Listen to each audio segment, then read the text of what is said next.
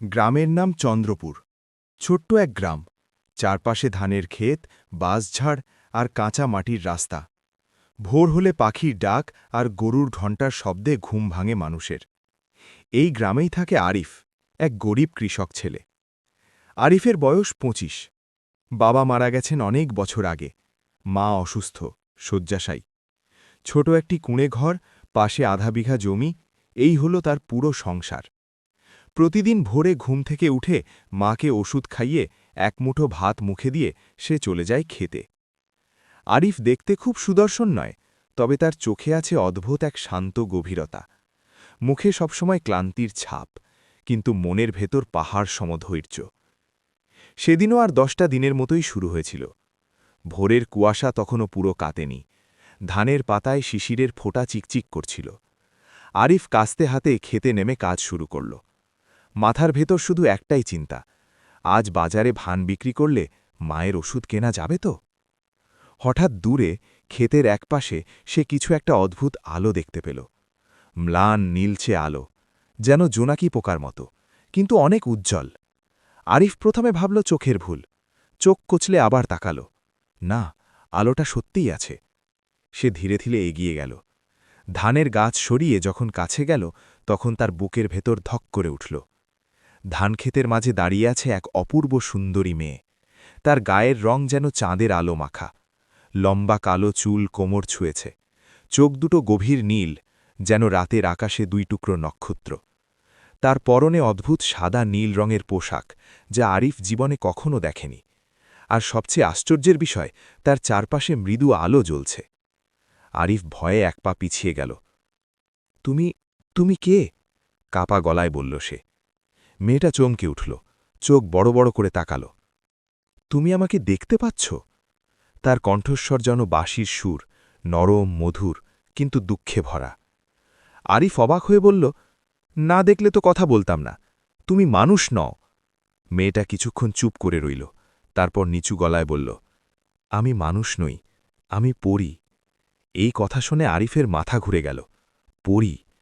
ছোটবেলায় দাদির মুখে গল্পে শুনেছে পরীরা নাকি জঙ্গলে থাকে, মানুষের চোখে পড়ে না, আলো হয়ে উড়ে বেড়ায়। সে ভয় পেয়ে বলল, আমি কিছু করিনি, দয়া করে আমাকে ক্ষতি করো না। মেয়েটা মুচকি হাসল, কিন্তু চোখে জল। আমি তোমার কোনো ক্ষতি করব না। আমার নাম মায়াবতী। মায়াবতী, নামটাই যেন জাদুর মতো। আরিফ ধীরে ধীরে সাহস পেল, বলল, তুমি এখানে কেন? মায়াবতীর চোখে হঠাৎ ভয় আর দুঃখ ভেসে উঠল। আমি ভুল করে মানুষের জগতে চলে এসেছি। আমার রাজ্য অনেক দূরে, আকাশের ওপারে, কিন্তু এখন আমি ফিরতে পারছি না। আরিফ কিছু বুঝতে পারছিল না, শুধু অনুভব করছিল এই মেয়েটা মিথ্যে বলছে না। কেন ফিরতে পারছ না? সে জিজ্ঞেস করল। মায়াবতী নিচের দিকে তাকিয়ে বলল, আমার শক্তির রত্নটা হারিয়ে গেছে। সেটা ছাড়া আমি উঠতে পারি না, রাজ্যে ফিরতে পারি না। তার চোখ দিয়ে এক ফোঁটা জল গড়িয়ে পড়ল। সেই জল মাটিতে পড়তেই অদ্ভুতভাবে আলো হয়ে মিলিয়ে গেল। আরিফের বুকটা কেমন মোচড় দিয়ে উঠল। এত সুন্দর একটা মেয়ে, অথচ চোখে এমন অসহায়তা। সে ধীরে বলল, তুমি চাইলে আমার ঘরে থাকতে পারো, লোকচক্ষুর আড়ালে। আমি চেষ্টা করব তোমার রত্নটা খুঁজে দিতে। মায়াবতী বিস্ময়ে তাকাল। তুমি ভয় পাচ্ছ না? আরিফ ম্লান হাসল। আমার জীবনে ভয় পাওয়ার মতো জিনিস অনেক আছে, ক্ষুধা, মায়ের অসুস্থতা, দারিদ্র্য। তোমাকে দেখে ভয় নয়, বরং দুঃখ লাগছে। এই কথা শুনে মায়াবতীর চোখে কৃতজ্ঞতার আলো জ্বলে উঠল। তুমি খুব ভালো মানুষ, আরিফ। নিজের নাম তার মুখে শুনে আরিফ একটু লজ্জা পেল। সেদিন সন্ধ্যায় গ্রামের কেউ টের মাপে আরিফ মায়াবতীকে তার কুঁড়ে ঘরে নিয়ে এলো। তাকে লুকিয়ে রাখল ছোট ঘরের ভেতরের এক কোণে, পর্দা টাঙিয়ে। মা অসুস্থ বলে বিছানায় শুয়েছিল। মায়াবতী নিজের জাদু দিয়ে মাকে একটু আরাম দিল। মা অবাক হয়ে বলল, আজ শরীরটা যেন হালকা লাগছে। আরিফ কিছু বলল না, শুধু চুপ করে দাঁড়িয়ে থাকল। রাতে কুঁড়েঘরের বাইরে পূর্ণিমার আলো পড়ছিল। ভেতরে বসে আরিফ আর মায়াবতী ফিসফিস করে কথা বলছিল। মায়াবতী বলল তার রাজ্যের কথা, মেঘের উপর প্রাসাদ, সোনালী নদী, আলো দিয়ে তৈরি ফুল। আরিফ মুগ্ধ হয়ে শুনছিল। সে বুঝতে পারছিল না কখন কিভাবে, কিন্তু তার হৃদয়ের ভেতরে অচেনা এক অনুভূতি জন্ম নিচ্ছে। পরীর নয়, এক অসহায় মেয়ের প্রতি। রাতে ঘুমোতে যাওয়ার আগে আরিফ আকাশের দিকে তাকিয়ে ফিসফিস করে বলল, হে আল্লাহ, আমি জানি না সে কি, কিন্তু ওকে কষ্ট পেতে দিতে চাই না। দূরে কোথাও রাত গভীর হলে চন্দ্রপুর গ্রাম নিস্তব্ধ হয়ে যায়। দূরে কোথাও কুকুরের ডাক, ঝিঝি পোকার শব্দ আর মাঝে মাঝে বাতাসে দুলে ওঠা তালগাছের পাতার মর্মর।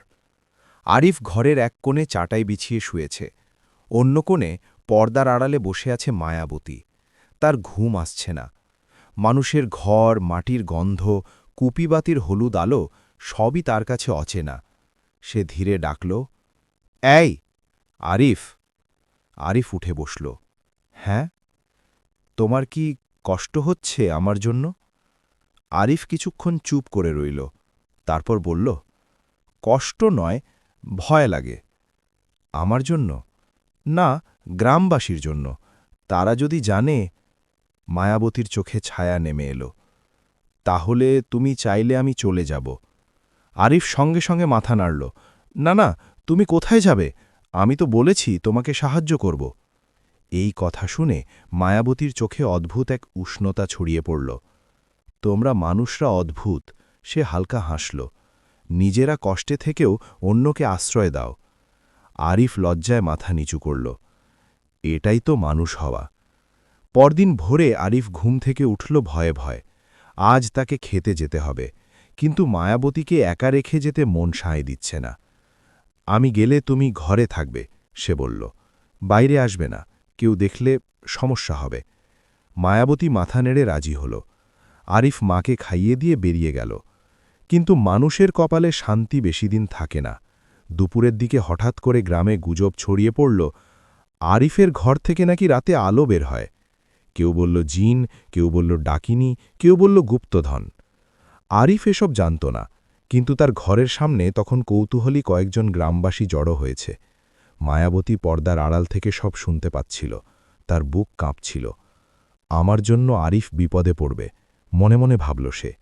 হঠাৎ আরিফের মা কাশতে কাশতে বললেন, কে বাইরে? এক প্রতিবেশী নারী বলল, খালা, আপনার ঘর থেকে রাতে আলো বের হয় নাকি? মায়াবতী বুঝে গেল, আর লুকিয়ে থাকা যাবে না। সে ধীরে পর্দা সরিয়ে বেরিয়ে এলো। তার গায়ের মৃদু আলোতে ঘরটা নরম নীল আভায় ভরে গেল। সবাই থমকে গেল। ইয়া আল্লাহ, এটা কি? মানুষ নাকি জিন? মায়াবতী মাথা নিচু করে বলল, আমি ক্ষতি করতে আসিনি, আমি আশ্রয় চাই। তার কণ্ঠে এমন করুণতা ছিল যে কয়েকজনের চোখে জল এসে গেল। ঠিক সেই সময়ে আরিফ দৌড়ে এলো ক্ষেত থেকে। ঘর ভর্তি মানুষ দেখে তার বুক কেঁপে উঠল। এটা কি হচ্ছে? গ্রামের মাটব্বর কড়া গলায় বলল, এই মেয়েটা কে? এর শরীর থেকে আলো বের হয় কেন? আরিফ মায়াবতীর সামনে দাঁড়িয়ে পড়ল। ও আমার অতিথি, অসুস্থ, তাই একটু আলাদা। মায়াবতী অবাক হয়ে তার দিকে তাকাল। সে মিথ্যে বলছে, তার জন্য। মাটব্বর সন্দেহের চোখে তাকাল। সাবধান আরিফ, এসব অলৌকিক জিনিস ভালো না। লোকজন ধীরে ধীরে সরে গেল, কিন্তু গুজব থামল না। রাতে মায়াবতী আরিফকে বলল, তুমি চাইলে আমাকে তাড়িয়ে দিতে পারতে, কেন দিলে না? আরিফ চুপ করে জানালার দিকে তাকিয়ে বলল, আমার মা বলেন, অসহায়কে ফিরিয়ে দিলে আল্লাহ কাঁদেন। মায়াবতীর চোখ ভিজে উঠল। সে ধীরে হাত বাড়িয়ে আরিফের হাত ছুঁয়ে দিল। মানুষের হাত উষ্ণ। আরিফের বুক কেঁপে উঠল। তার জীবনে কোনো মেয়ে কখনো তার হাত ধরেনি। মুহূর্তটা দুজনের কাছেই অদ্ভুত। মায়াবতী হাত সরিয়ে নিল, কিন্তু হৃদয়ের ভেতরে কিছু একটা নড়ে উঠল। সেই রাতে মায়াবতী তার রত্নের কথা খুলে বলল। রত্নটা নীল রঙের, চাঁদের মতো ঝকঝকে। ওটা আমার ডানার শক্তি। কোথায় হারিয়েছ? আরিফ জিজ্ঞেস করল। এই এলাকার জঙ্গলেই, ঝড়ের রাতে পড়ে গিয়েছিল। আরিফ দৃঢ় গলায় বলল, কাল আমি খুঁজতে যাব। তুমি বিপদে পড়তে পারো। আমি কৃষক, কাঁটা, সাপ, বাড় সবই আমার পরিচিত। মায়াবতী মুচকি হাসল। তুমি সাহসী। আরিফ মাথা নিচু করল। রাতে শুয়ে আরিফ ঘুমাতে পারছিল না। তার চোখে ভেসে উঠছিল মায়াবতীর মুখ, তার আলো, তার দুঃখ, তার নরম কণ্ঠ। সে নিজেকে প্রশ্ন করল, আমি কি একটা পরীর প্রেমে পড়ছি? সঙ্গে সঙ্গে নিজেকে ধমক দিল, অসম্ভব। আমি গরিব কৃষক, সে আকাশের রাজকন্যা। অন্যদিকে মায়াবতীও চুপচাপ বসেছিল। তার মনে হচ্ছিল, এই মানুষটা অন্যদের মতো নয়, লোভী নয়, ভয়ানক নয়, বরং অদ্ভুত রকমের আপন। তার বুকের ভেতরে নতুন একটা অনুভূতি জন্ম নিচ্ছিল, যেটার নাম সে জানে না। শুধু বুঝতে পারছিল আরিফের কাছে থাকলে তার ভয় কমে যায়। ঘরের বাইরে পূর্ণিমার আলো পড়ছিল। দুই ভিন্ন জগতের দুই প্রাণ একই ভোরের আলো ফোটার আগেই আরিফ ঘুম থেকে উঠে পড়ল। বুকের ভেতর অদ্ভুত এক অস্থিরতা, ভয় আর দায়িত্ববোধ একসাথে কাজ করছে। মায়াবতী তখনও জেগেছিল। তুমি সত্যিই যাবে? সে উদ্বিগ্ন কণ্ঠে বলল। যেতেই হবে, আরিফ দৃঢ়ভাবে উত্তর দিল। তোমাকে বাড়ি ফেরাতে হবে। মায়াবতীর চোখে অদ্ভুত আলো জ্বলে উঠল। বাড়ি? কেন যেন শব্দটা তার বুকের ভেতর হালকা ব্যথা তৈরি করল।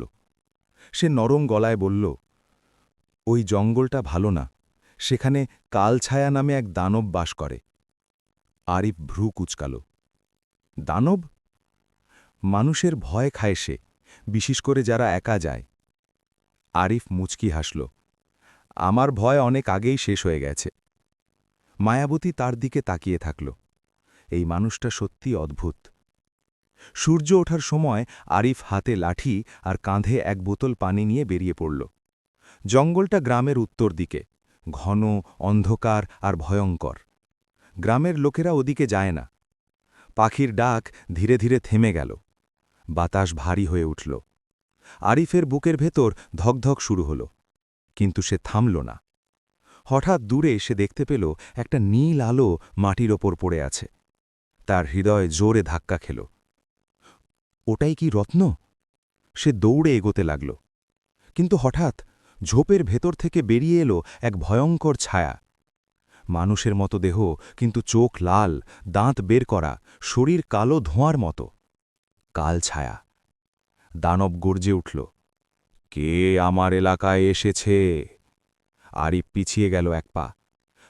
আমি আমি শুধু একটা জিনিস নিতে এসেছি। দানব হাসল। মানুষের ভয়, আহা, কত মিষ্টি! তার চারপাশে অন্ধকার ঘন হয়ে উঠল। আরিফের মাথা ঝিমঝিম করতে লাগল। সে মায়ের মুখ মনে করল, মায়াবতীর মুখ মনে করল। হঠাৎ সে চিৎকার করল, আমি ভয় পাই না! সে লাঠি তুলে দানবের দিকে দৌড়াল। দানব অবাক হয়ে গেল। ঠিক সেই মুহূর্তে আকাশ থেকে নীল আলো নেমে এলো। সে নিজের সমস্ত শক্তি ব্যবহার করে উড়ে এসেছে। আরিফ, সরে যাও!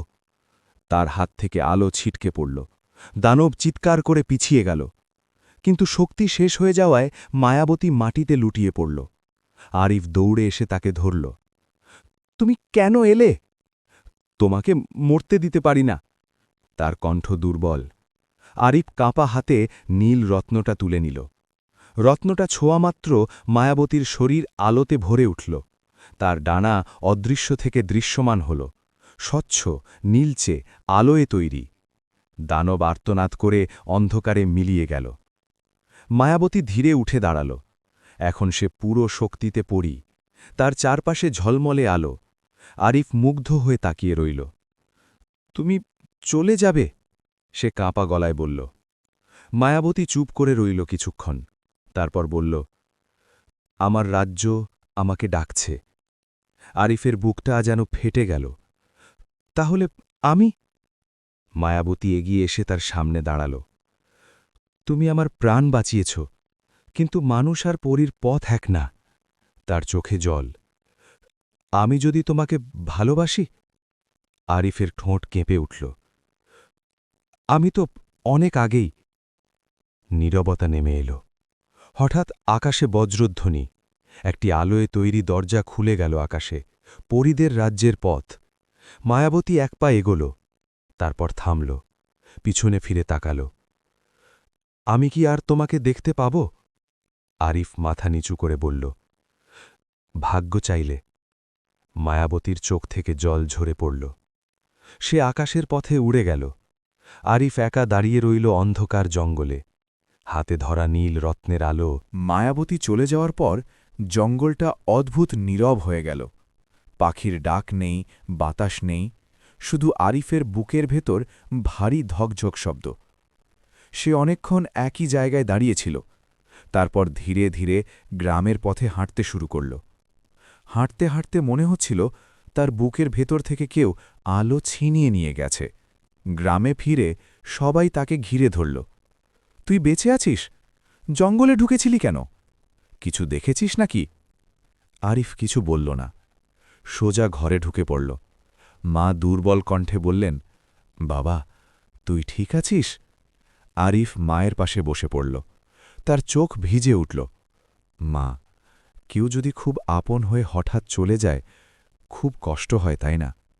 মা বুঝলেন না পুরো কথা, তবু ছেলের মাথায় হাত রেখে বললেন, কষ্ট হয়, কিন্তু আল্লাহ যা করেন ভালোই করেন।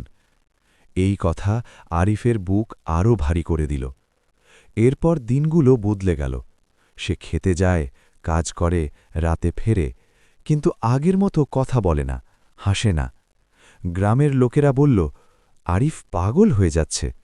সে মাঝরাতে ধানের খেতে দাঁড়িয়ে আকাশের দিকে তাকিয়ে থাকে। মায়াবতী নামটা শুধু বাতাসে মিশে যায়। অন্যদিকে আকাশের ওপারে এক আলোয় ভরা রাজ্য, মেঘের ওপর গড়া সাদা প্রাসাদ। এটাই পরীদের রাজ্য, আলোকপুরী। মায়াবতী রাজ্যে ফিরতেই রাজপ্রাসাদে হইচই পড়ে গেল। রানী, তার মা, শক্ত গলায় বললেন, তুমি মানুষের জগতে গিয়ে আমাদের সম্মান নষ্ট করেছ। মন্ত্রিসভা ফিসফিস করল, মানুষের সাথে মিশেছে, নিয়ম ভেঙেছে। মায়াবতী মাথা নিচু করে দাঁড়িয়ে রইল। রানী বললেন, তুমি কি জানো মানুষের প্রেমে পড়া পরীর শাস্তি কি? মায়াবতী চুপ। শক্তি কেটে নেওয়া হয়, ডানা ভেঙে দেওয়া হয়, রাজ্য থেকে তাড়িয়ে দেওয়া হয়। মায়াবতীর বুক কেঁপে উঠল, তবুও সে সাহস করে বলল, মা, আরিফ খারাপ মানুষ না, সে আমার জীবন বাঁচিয়েছে। রানীর চোখ কঠিন হয়ে উঠল। মানুষ কখনো পরীর সমান হতে পারে না। সেদিন রাতেই মায়াবতীকে তার ঘরে বন্দি করা হল। তার ডানায় জাদুর শিকল পরানো হল। সে জানালার পাশে বসে আকাশের নিচে তাকাল। তার চোখে শুধু একটাই মুখ, আরিফ। গ্রামে আরিফ দিন দিন আরও চুপচাপ হয়ে গেল। মা একদিন বললেন, বাবা, তোর চোখে আগের আলো নেই কেন? আরিফ মিথ্যে হাসল, কাজের চাপ মা। কিন্তু রাতে সে কাঁদে, চুপচাপ, কেউ দেখে না। একদিন সে ধানের খেতে গিয়ে হাঁটু গেড়ে বসে পড়ল। যদি তুমি পরী না হয়ে মানুষ হতে, আমি যদি রাজপুত্র হতাম। আকাশ কোনো উত্তর দিল না। আলোকপুরীতে রাজসভা বসল। ঘোষণা হল, মায়াবতীর বিয়ে হবে পরীদের সেনাপতি রুদ্রনীলের সাথে, এক শক্তিশালী অহংকারী পরিযোদ্ধা। মায়াবতী খবরটা শুনে মাটিতে বসে পড়ল। না, আমি পারব না। সে কাঁদতে কাঁদতে বলল, আমি আরিফকে ভালোবাসি। কিন্তু তার কান্না প্রাসাদের দেওয়ালে ধাক্কা খেয়ে ফিরে এলো। কেউ শুনল না। একই রাতে আরিফ ধানের খেতে দাঁড়িয়ে চিৎকার করল, মায়াবতী, তুমি কি সুখে আছো? আর দূরে আকাশের ওপারে মায়াবতী জানালার শিকলের ভেতর থেকে ফিসফিস করে বলল, আরিফ, আমি বন্দী। দুজনের কান্না একই আকাশে মিশে গেল। কিন্তু তারা জানত না, ভালোবাসা শুধু। রাত গভীর। চন্দ্রপুর গ্রামের সবাই ঘুমিয়ে পড়েছে, শুধু একজন জেগে আছে, আরিফ। সে আজ আর কাঁদছে না, তার চোখে আজ পানি নেই, আছে আগুন। সে ধানের খেতে দাঁড়িয়ে আকাশের দিকে তাকিয়ে বলল, আমি গরিব হতে পারি, মানুষ হতে পারি, কিন্তু কাপুরুষ নই। মায়াবতীর কান্না ভেজা মুখটা তার চোখের সামনে ভাসছিল। বন্দি, একা, জোর করে বিয়ে। তার বুকের ভেতর কিছু একটা ভেঙে চুরমার হয়ে গেল। সে সিদ্ধান্ত নিল, সে পরীদের রাজ্যে যাবে, মরে গেলেও যাবে। পরদিন সকালে আরিফ গ্রামের প্রান্তে এক অন্ধ বুড়ো ফকিরের কাছে গেল। লোকেরা বলে, এই ফকির নাকি আকাশের কথা শোনে, বাতাসের ভাষা বোঝে। আরিফ বলল, চাচা, মানুষ কি পরীদের রাজ্যে যেতে পারে? ফকির হেসে উঠল, পাগল হয়েছিস নাকি? আরিফ চোখ নামাল না। ভালোবাসলে যায়। ফকির হঠাৎ চুপ করে গেল। কিছুক্ষণ পর বলল, একটা পথ আছে, তবে সে পথ মৃত্যু দিয়ে শুরু। আরিফ শান্ত গলায় বলল, তাতে আপত্তি নেই।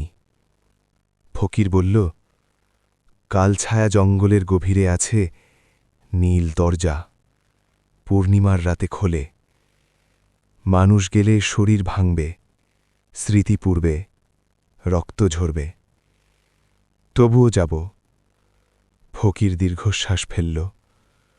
ভালোবাসা বড় নিষ্ঠুর জিনিস। সেই রাতে আরিফ মায়ের পাশে বসে রইল অনেকক্ষণ।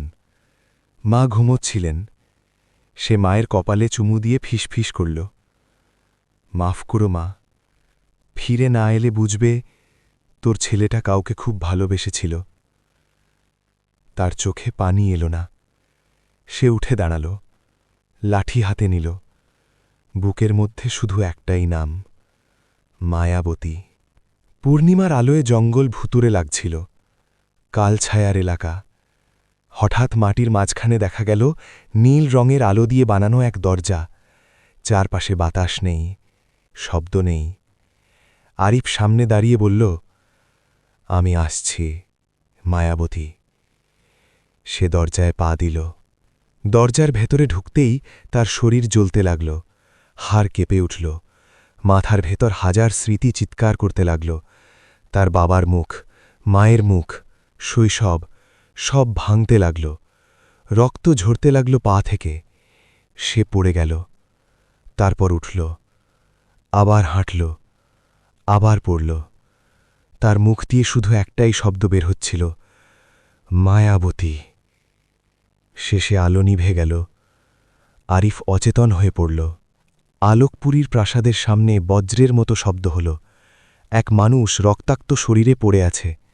ডানা নেই, আলো নেই, কিন্তু চোখে আগুন। রক্ষীরা চিৎকার করল, মানুষ, অসম্ভব, ওকে মেরে ফেল। কিন্তু আরিফ উঠে দাঁড়াল, কাঁপা গলায় বলল, আমি মায়াবতীর জন্য এসেছি। এই খবর মুহূর্তে প্রাসাদে ছড়িয়ে পড়ল। মায়াবতী শিকলের ভেতর থেকেও সেই ডাক শুনতে পেল। তার বুক কেঁপে উঠল। এই কণ্ঠ! সে জানালার কাছে ছুটে গেল। দূরে রক্তাক্ত একজন মানুষ দাঁড়িয়ে আছে। সে চিৎকার করল, আরিফ! রক্ষীরা আরিফকে টেনে রাজসভায় নিয়ে গেল। রানী ঠান্ডা গলায় বললেন, একজন মানুষ পরীদের রাজ্যে ঢুকেছে। সাহস তো কম না। আরিফ মাথা উঁচু করে বলল, আমি রাজ্য চাই না, শক্তি চাই না, আমি শুধু মায়াবতীকে চাই। সভা কেঁপে উঠল। রুদ্রনীল দাঁত কামড়ে বলল, এই মানুষটাকে এখনই হত্যা করা হোক। মায়াবতী ছুটে এসে আরিফকে জড়িয়ে ধরল। না, ও আমার প্রাণ বাঁচিয়েছে। তার চোখে জল।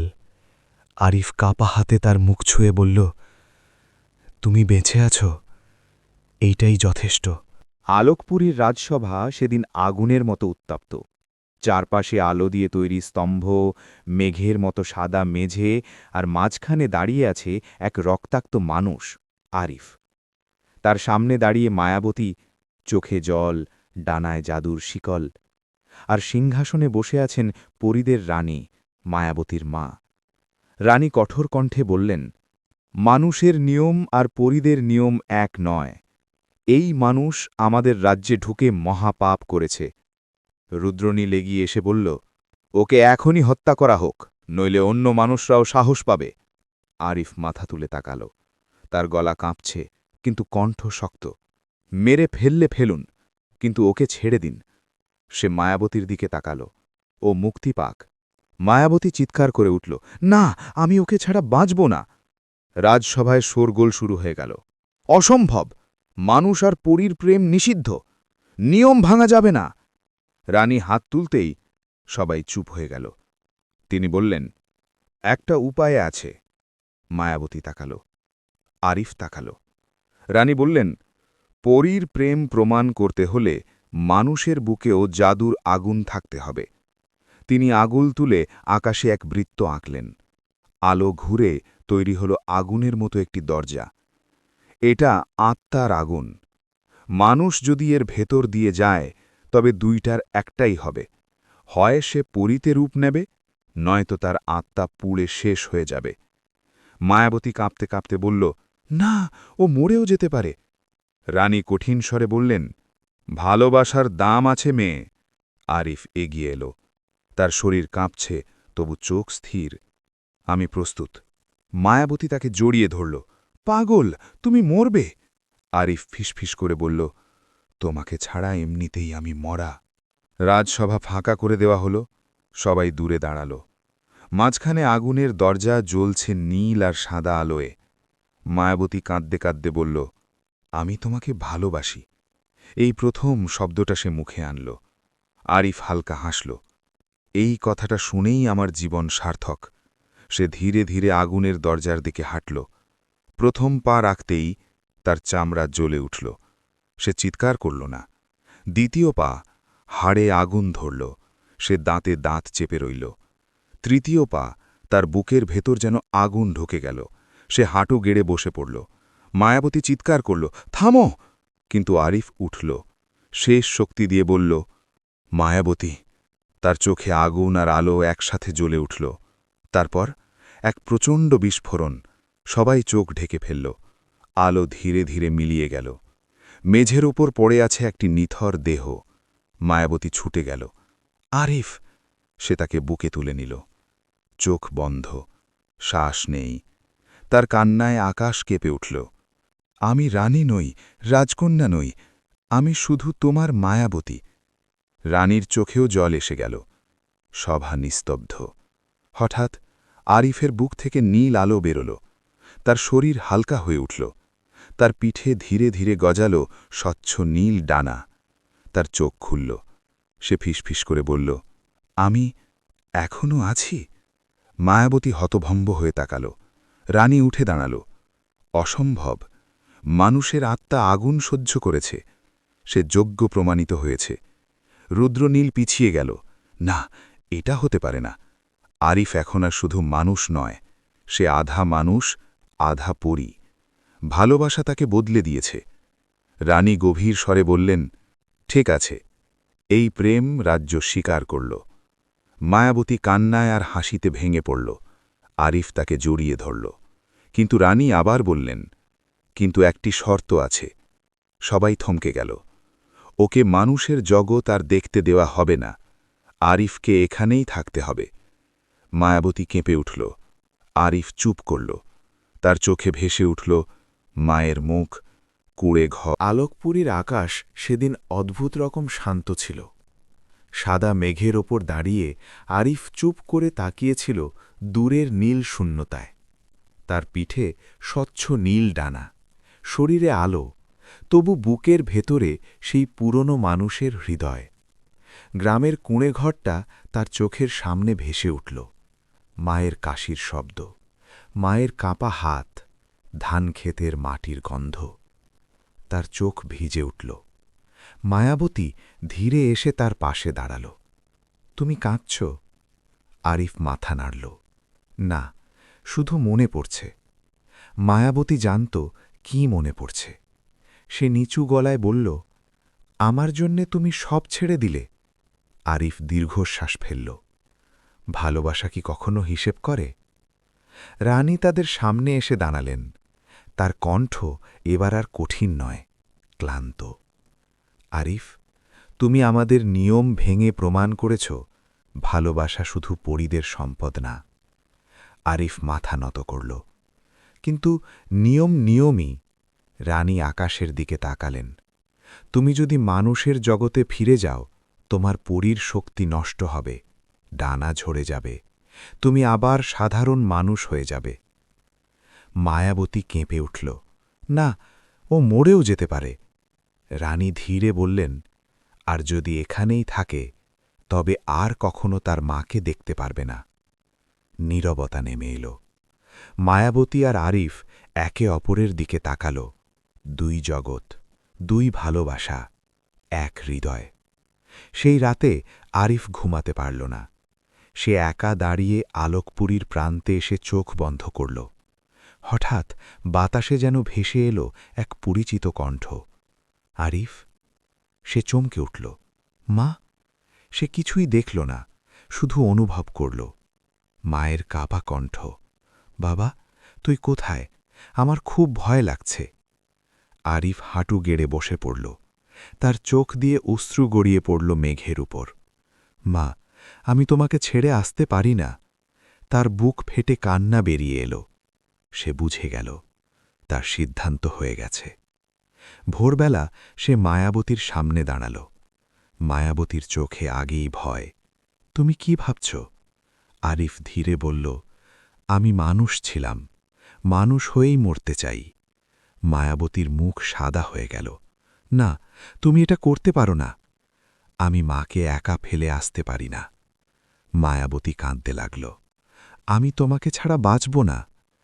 আরিফ তার কপালে হাত রাখল।